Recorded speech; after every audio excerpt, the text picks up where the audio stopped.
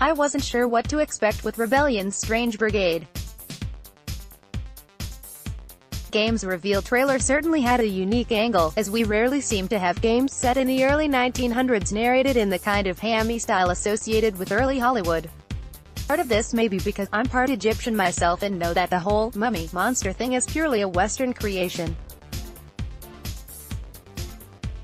I don't mean to say it's offensive, but it's like someone telling you a ghost story about the spirit of a statue getting revenge on a small child that kicked it. It's kind of freaky, but you probably won't consider vengeful statues as a monster trope to rely on,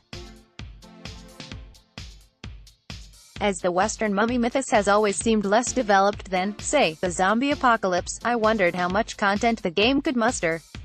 The above trailer really serves to highlight most of what I saw.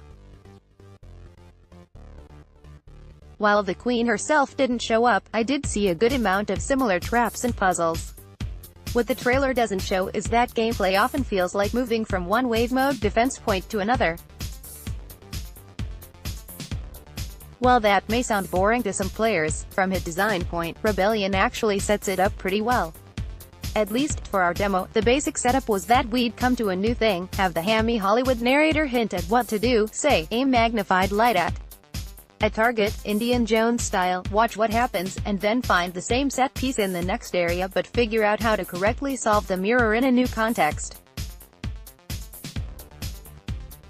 It's very Nintendo-esque and helped ensure that we were learning the game. As you'd expect, after being shown a few things, like how to bring down dangling objects to hit switches or activating spinning blades of death to help cut through waves of mummies, the game would give us several pieces together, culminating in our final battle, which, like many cinematic demos, ended right when the fight would have begun. I should point out that the narrator does fit into the game's style quite well. Everything we did felt episodic. We didn't just have the narrator acting as hint guide, but setting the scene that we were old-timey, turn of the 20th century cultural imperialists largely fighting foreigners, as foreigners, in another foreigner's land. Again, my background makes it hard to ignore this, but at the same time, that's exactly how the game makes everything feel exotic. Everyone except for the mummies seem out of place, but potentially in a good way. If you have British explorers in Egypt with what I think is a Nubian warrior, why not toss in a samurai or Cherokee warrior? A lot of fun can be had if you embrace the kitsch. Combat-wise, the gunplay is much less Nintendo than the design. Guns have recoil, so you can't easily line up headshots and wait for mummies to turn into a death factory.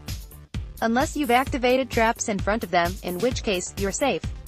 You can hurt yourself on traps and explosives, but that's the limitation of friendly fire. Sorry, no headshotting your fellow players. As you might expect, the undead on their own don't pose much of a threat.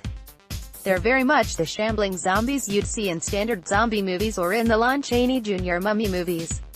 However, as you progress, the mummy waves become denser and denser. By the end, it did kind of feel like a zombie movie, in that there was a sea of them, but as the actors, we had just enough breathing room to take one out before having to deal with a threat right behind us. The risk of being overwhelmed is very real, so ensuring that you time your use of traps correctly is important. You have room to be creative, but things like setting off a trap before it's able to hit anything clearly will put you at a disadvantage, especially if it's something like an exploding barrel. Certain traps like the electrical magic fields can be reset, but explosive pottery stays blown up. I wasn't able to see every character's ultimate ability, but the Nubian warrior woman's was a nice AoE fire blast attack. Unlike in most games, the Ulit Maid isn't just something you get from fighting, or even from standing around. You can actively choose to charge it, but doing so prevents you from using your weapon or kicks, including the head-smashing finisher you can execute on undead that fall to the ground but aren't exactly perma-dead. While charging, you can only run around and hope your tactic proves useful, as you can't defend yourself or your allies. The whole time you're fighting, you're also trying to pillage treasure. The game may be co-op, but getting gold only counts for your character and helps you unlock gear between matches. The end of the round screen ranks you by performance and shows who got how much gold, adding just a little competition in ways other co-op games like Monster Hunter World does.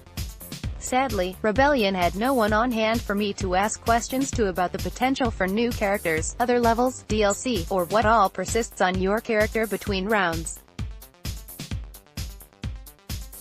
The game's not an MMO, but it may act as a unique, co-op lobby game that some readers may enjoy. Related, co-op, console, E3 2018, online multiplayer, preview, Rebellion, Strange Brigade.